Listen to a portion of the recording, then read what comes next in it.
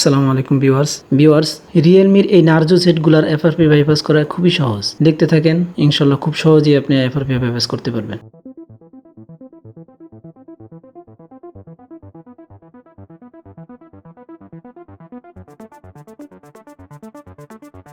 দর্শক, দয়া করে ভিডিওর নিচে ডান পাশের লাল বাটনটা একটা খুঁচে মেরে দেন। আর যদি আপনার বাটনটা লাল না থাকে তাহলে আপনাকে সালাম।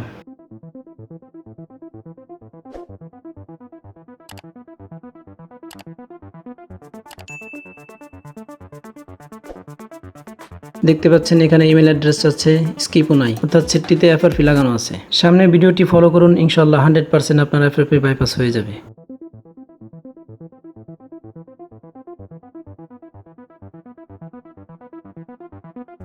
সি ওয়াইফাই ওয়াল নেটওয়ার্ক।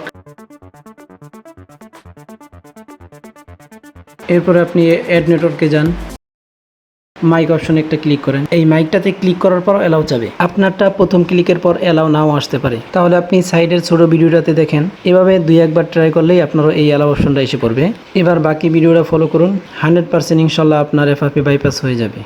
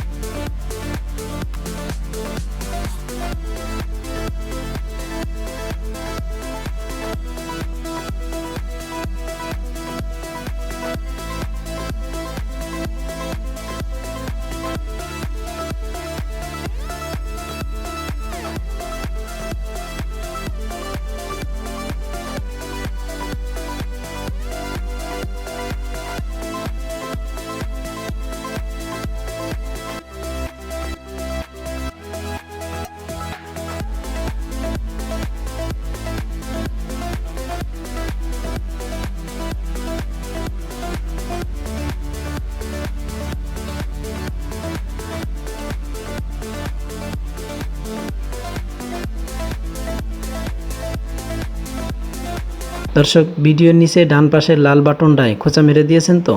আর যদি আপনার বাটনটা লাল না থাকে তাহলে আপনাকে ধন্যবাদ।